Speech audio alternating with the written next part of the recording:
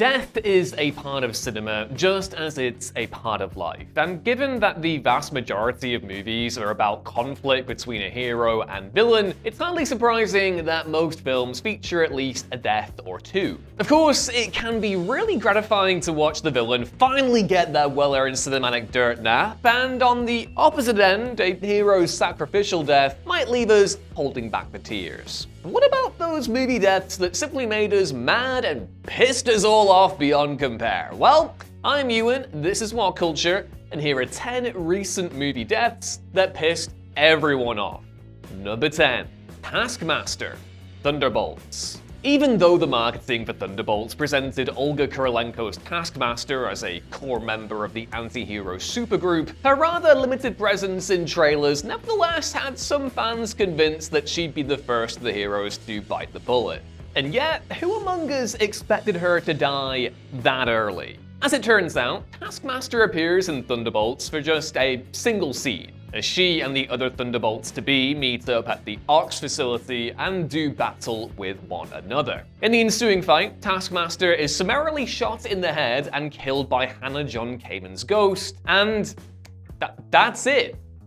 She's donezo. Her screen time ends up totaling less than 2 minutes, and considering that many Marvel fans hoped that Thunderbolts would add depth and dimension to a character who had a rather, let's be honest, underwhelming introduction in Black Widow, hastily going out like this only compounded how much of a letdown this iteration of the character was. Taskmaster and Olga Kurylenko deserved so much better. Number 9.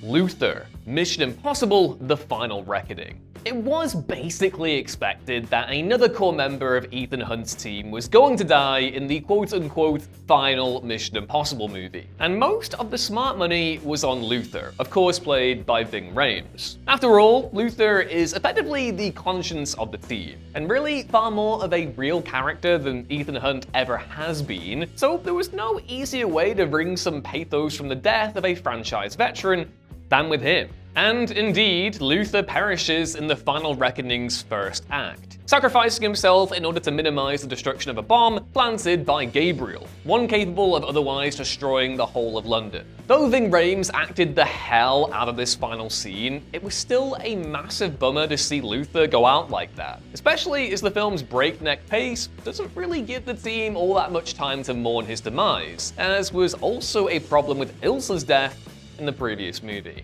Number 8. Patrick, Companion. Though some complain that Companion's marketing shouldn't have revealed that protagonist Iris, played by Sophie Thatcher, was a robot, it nevertheless prevented audiences from figuring out the film's real twist that was being hidden in plain sight. Midway through the movie, we learn that Patrick, played by Lucas Gage, one of her boyfriend Josh's friends, Josh being Jack Quaid, is secretly also a companion robot belonging to his own quote-unquote boyfriend, Eli, played by Harvey Guillén. Patrick is an innately intriguing and ultimately sympathetic character, given that Eli is eventually killed and the scheming Josh hijacks Patrick, manipulating his programming to have him chase down Iris like a goddamn Terminator. Near the end of the movie, though, Iris manages to prevent Patrick from killing her by reminding him of his memories with Eli, at which point Patrick, overwhelmed with grief and guilt, kills himself by shoving an electric cattle prod in his mouth. That's one hell of a sad end for a robot who demonstrated awareness of his own artificial existence, and yet still loved Eli all the same. Number 7. Mark Darcy, Bridget Jones, Mad About the Boy. There was considerable skepticism surrounding the fourth Bridget Jones movie, given the wildly polarizing reception to the 2013 novel on which it was based, which made the hugely divisive decision to kill off Bridget's husband Mark Darcy. And yeah, there's no denying that Mark's shock death in a landmine explosion while on a humanitarian mission is a colossal bummer. A depressing denial of Bridget and Mark's seemingly happily ever after ending at the conclusion of the previous film Bridget Jones's Baby. The result is a film that's considerably less fun and frothy than the previous three, though to the filmmaker's credit, it does function as a genuinely moving exploration of grief. And so, while Mark's death is devastating for anyone who's been following the franchise since the start, the film at least dares to take it seriously and engage fully with it, rather than treat it as a mere mild inconvenience for Bridget to overcome. Number 6. Annie. Sinners. Ryan Coogler's Sinners is a film with its fair share of impactful death scenes, but not one hit nearly as hard as that of Annie, played by Wunmi Mosaku in the blood-soaked finale. The estranged wife of Michael B. Jordan's Smoke, Annie is basically the heart and soul of the entire movie, being both a hoodoo practitioner and forever haunted by the death of her and Smoke's infant daughter. She's easily one of the smartest and most resourceful characters in the movie, playing a vital part in the central characters understanding what's happening around them, so it's genuinely crushing when she dies in that final act. Annie is bitten, and then, per the mutual promise she made with Smoke if such fate befell either one of them, he drives a wooden stake into her heart, preventing her from becoming a vampire. It's by far the most tragic death in the movie, enough that even Vampire Mary, played by Haley Steinfeld, cries out in anguish when it happens. But in the very least, we do get to see Annie, Smoke, and their daughter reunited in the great beyond at the very end of the film. Number 5. Sean Townsend. Another Simple Favor.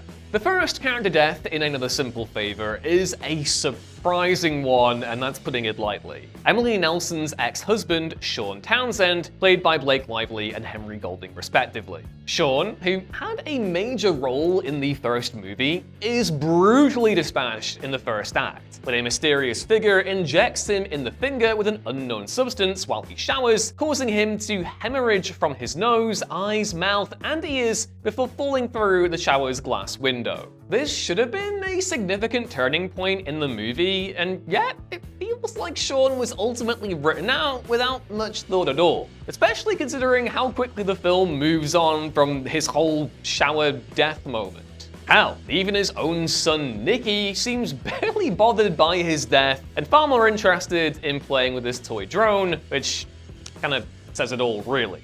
But given that Sean was a prominent and relatively likable character in the first movie, it was hugely disappointing to see him killed off in such flippant fashion. Number 4. Sarah Hela, The Amateur. Now, of course, if you'd read Robert Little's novel on which The Amateur is based, or even seen the previous 1981 film, you probably wouldn't be expecting to see much of Rachel Brosnahan in this new adaptation. But for the great many people who were entirely new to the story, it may have seemed like an odd choice to cast such a talented and well-known actress in the rather disposable role of murdered wife, who exists solely to motivate protagonist Charlie Heller's revenge plot. In fact, the entire setup, including the off-screen death of Brosnahan's Sarah Heller, is fishy enough that the moment the movie's trailer dropped, many suspected the film's big twist would be that she was actually still alive, for whatever reason. Maybe we just root for Rami Malek whenever we see him on screen, even when he's playing that creepy villain in No Time to Die. I don't know. Either way, the logic was certainly sound, because why hire a genuinely great actress for such a throwaway part? And yet, the film plays out with Sarah's early death indeed being totally legit, ensuring that Brosnahan is just another of the many actors in this movie whose talents were totally wasted. Number 3. Bill Shelburn, The Monkey. Osgood Perkins's The Monkey is remembered, above all else, for its absolutely wild death scenes. Though it's also fair to say that the single most pivotal death in the entire movie ends up falling a little flat for technical reasons. In the film's climax, estranged twins Hal and Bill Shelburn, both played by Theo James, finally reconcile, only for the scheming Bill to be suddenly killed by the cursed monkey, which causes a bowling ball to be fired at his head, which instantly decapitates him. It's a gnarly idea, for sure, but the resulting death is realized through such hokey visual effects that it ends up looking like something straight out of Looney Tunes, which I'm not entirely opposed to. I love those guys, but maybe something else would have been better here. Now, obviously The Monkey is hardly a film that takes itself particularly seriously, and that's why it's so good. But even so, considering how brilliantly executed so many of the deaths throughout the movie are, it's frustrating that the big climactic kill is quite literally a damp squib. Number 2. Stephanie and Charlie Reyes, Final Destination Bloodlines. Final Destination Bloodlines did a really impressive job of raising the stakes from the very off. Given that protagonist Stephanie, played by Caitlin Santajuana, and her brother Charlie, played by Teo Briones, are the end of an entire bloodline of people who, in the eyes of death itself, shouldn't actually exist. Bloodlines begins with Stephanie's grandmother Iris, played by Gabrielle Rose, averting a catastrophe in 1968, in turn saving the lives of countless people as well as her own, ensuring that she goes on to have a family. Death then spends the movie wiping out everyone in this forbidden bloodline from Iris onwards, and even accepting the tendency for every Final Destination movie to more or less end the same way with the protagonist being killed, many fans expected that the filmmakers might grant a stay of execution for Stephanie and Charlie. After all, Stephanie attempts to repeat Kimberly Coleman's tactic from Final Destination 2 by dying and being resurrected, but the cruel final scene reveals that because Stephanie's heart never stopped,